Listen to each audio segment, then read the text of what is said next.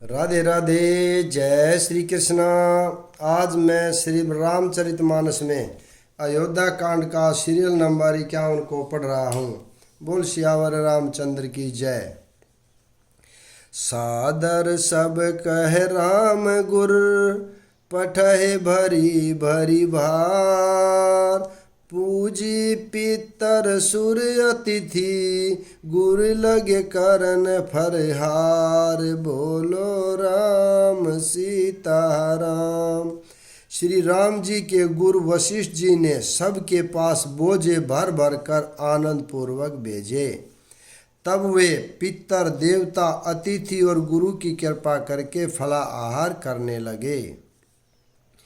एहि विधि बासर बीते चारी, राम निरखी नर नारी सुखारी। दुहु समाज असी रुचि मन माही, बिनु सिय राम बिरब भल नाही। फिरब बल नाही। बोलो राम सीताराम। इस प्रकार 4 दिन बीत गए। श्री रामचंद्र जी को देखकर सभी नर नारी सुखी हैं। दोनों समाजों में मन में ऐसी इच्छा है कि श्री सीताराम जी के बिना लौटना अच्छा नहीं है।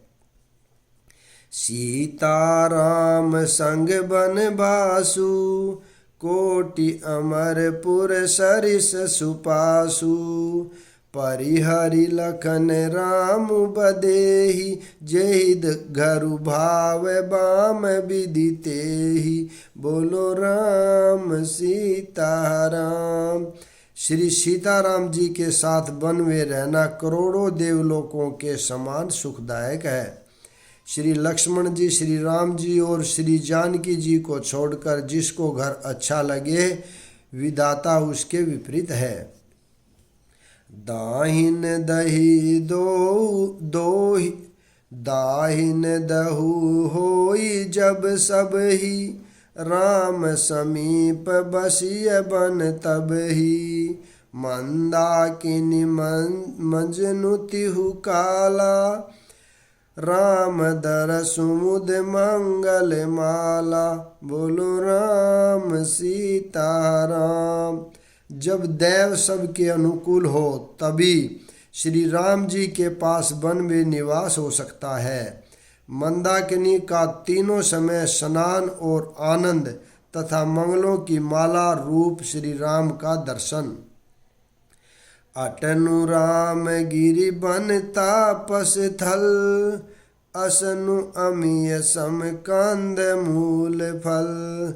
सुख समेत संबत दुई साता, पल सम होई न जनि अहि जाता। बोलो राम सीताराम। श्री राम जी के पर्वत वन और तपस्वियों के स्थानों में घूमना और अमृत के समान कंद मूल फलों का भोजन 14 वर्ष सुख के साथ पल के समान हो जाएंगे, यानी बीत जाएंगे, जाते हुए जान ही न पड़ेंगे। यही सुख जोगन लोग सब, कह ही कहाँ असुभागु। सहज सुभाय समाज दुहु, राम चरण अनुरागु। बोलो राम सीताराम। सब लोग कह रहे हैं कि हम इस सुख के योग्य नहीं हैं, हमारे ऐसे भाग्य कहाँ। दोनों समाजों का श्री रामचंद्र जी के चरणों में सहज स्वभाव से ही प्रेम है। यही विधि सकल मनोरथ करही, बचन से प्रेम सुनत मन हरही। सिय मातु तेहि समय पठाई, दासी देखि सु अवसरु आई। बोलो राम सीताराम। इस प्रकार सब मनोरथ कर रहे हैं। उनके प्रेम युक्त वचन सुनते ही मनों को हर लेते हैं। उसी समय सीता जी की माता श्री सुनैना जी की भेजी हुई दासियां आदि के मिलने का सुंदर अवसर देखकर आई। सावकाश सुनि सब सावकाश सुनि सब सिय सासु, आयहु जनक राज रनिवासु। कौशल्या सादर सन मानी, आसन दिए समय सब आनी। बोलो राम सीता राम। उनसे यह सुनकर कि सीता की सब सासुएं इस समय फुर्सत में हैं, जनक राज का रनिवास उनसे मिलने आया। कौशल्या जी ने आनंद पूर्वक उनका सम्मान किया और समयोजित आसन लाकर दिए। शीलु सनेहु सकल दुह ओरा, द्रवहि देखि सुनि कुलिस कठोरा। पुलक शिथल तन बारी बिलोचन, माही नख लिखन लगी सब सोचन। बोलो राम सीता राम। दोनों ओर सबके शील और प्रेम को देखकर और सुंदर कठोर वज्र भी पिघल जाते हैं। शरीर पुलकित और शिथिल है और नेत्रों में आंसू हैं। सब अपने नखों से जमीन कुरेदते और सोचने लगी। सब सिय राम प्रीति किसी मूर्ति, जनु करुणा बहु बेस बिसूरती। सिय मातु कह विधि बुद्धि बाकी, जो पै फेनु फोर पबिटा की। बोलो राम सीता राम। सभी श्री सीताराम जी के प्रेम की मूर्ति सी हैं, मानो स्वयं करुणा ही बहुत से भेष धारण करके बिसुर रही हो। सीता जी की माता सुनैना जी ने कहा, विधाता की बुद्धि बड़ी टेढ़ी है, जो दूध के फेन जैसी कोमल वस्तु को वज्र की टाकी से फोड़ रहा है, अर्थात जो अत्यंत कोमल और निर्दोष है उन पर विपत्ति ढा रहा है। सुनिय सुधा देखी अहि गरल, सब कर तूति कराल। जाहि तहि काक उलक बक, मानस सकरत मराल। बोलो राम सीता राम। अमृत केवल सुनने में आता है और विष जहाँ तहाँ प्रत्यक्ष देखे जाते हैं। विधाता की सभी करतूतें भयंकर हैं। जहाँ तहाँ कोई उल्लू और बगुले ही हैं, हंस तो एक मान सरोवर में ही है। सुनि ससोच कह देवी सुमित्रा, विधि गति बड़ी विपरीत विचित्रा। जो सर जी पालई हरई बहोरी, बाल के लिसम विधि मति भोरी। बोलो राम सीता राम। यह सुनकर देवी सुमित्रा जी शोक के साथ कहने लगी, विधाता की चाल बड़ी ही विपरीत और विचित्र है। जो सृष्टि को उत्पन्न करके पालता है और फिर नष्ट कर डालता है। विधाता की बुद्धि बालकों के खेल के समान बोली है। कौशल्या कह दो सुन काहू, कर्म विबस दुख सुख क्षति लाहू। कठिन कर्म गति जान विधाता, जो शुभ अशुभ सकल फल दाता। बोलो राम सीता राम। कौशल्या जी ने कहा, किसी का दोष नहीं है। दुख सुख हानि लाभ सब कर्म के अधीन है। कर्म की गति कठिन है, उसे विधाता ही जानता है, जो शुभ और अशुभ सभी फलों का देने वाला है।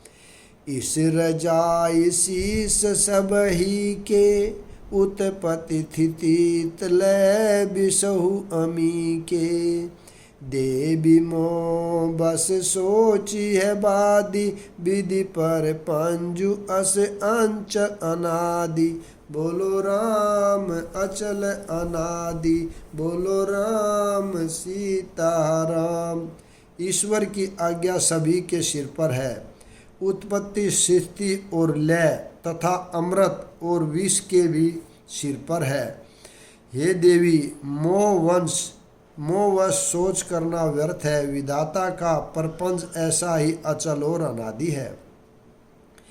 भूपति जी अब मरब उर आनी, सोचिय सखी लखी निज हित हानि। सिय मातु कह सत्य सुबानी, सुकृति अवधि अवधपति रानी। बोलो राम सीता राम। महाराज के मरने और जीने की बात को हृदय में याद करके जो चिंता करती है वह तो है सखी। हम अपने ही हित की हानि देखकर करती हैं। सीता जी की माता ने कहा, आपका कथन उत्तम और सत्य है। आप पुण्यात्माओं के सीमा रूप अवधपति महाराज दशरथ जी की ही तो रानी हैं, फिर भला ऐसा क्यों न कहेंगी। लखनु राम सिय जाहु बन, भल परिणाम न पोचू। गहबरी कह कौशल्या, मोहि भरत कर सोचु। बोलो राम सीता राम। कौशल्या जी ने दुख भरे हृदय से कहा, श्री राम, लक्ष्मण और सीता वन में जाए, इसका परिणाम तो अच्छा ही होगा, बुरा नहीं। मुझे तो भरत की चिंता है। इस पर साध आशीष तुम्हारी, सुत सुत बधु देव सरिबारी। राम शपथ मैं की नहीं काहू, सो कर कहू सखी सती भाऊ। बोलो राम सीता राम। ईश्वर के अनुग्रह और आपके आशीर्वाद से मेरे चारों पुत्र और चारों बहुएं गंगा जी के जल के समान पवित्र हैं। हे सखी, मैंने कभी श्री राम की सौगंध नहीं की, जो आज श्री राम की शपथ करके सत्य भाव से कहती हूँ। भरतशील गुण बिने बढ़ाई, भायप भगति स्व भरोस भलाई। कहत सारदहु कर मति हीचे, सागर सीप की जाहि उलीचे। बोलो राम सीता राम। भरत के शील, गुण, नर्मता, बड़पन, भाईपन, भक्ति, भरोसे और अच्छेपन का वर्णन करने में सरस्वती जी की बुद्धि भी चखती है। सीप से कहीं समुंदर उलीचे जा सकते हैं। जानहु सदा भरत कुल दीपा, बार बार मोहि कहेहु महीपा। कैसे कनकु मनि पारखि पाए, पुरुष परीखि अहि समय सुभाए। बोलो राम सीता राम। मैं भरत को सदा कुल का दीपक जानती हूँ। महाराज ने भी बार बार मुझे यही कहा था। सोना कसौटी पर कसे जाने पर और रत्न पारखी के मिलने पर ही पहचाना जाता है, वैसे ही पुरुष की परीक्षा समय पड़ने पर उसके स्वभाव से ही हो जाती है। अनुचित आजु कहब अस मोरा, शोक स्नेह सयानप थोरा। सुनि सुर सरि सम पावनि बानी, भई स्नेह बिकल सब रानी। बोलो राम सीता राम। किंतु आज मेरा यहाँ कहना भी अनुचित है। शोक और स्नेह में श्यानापन कम हो जाता है।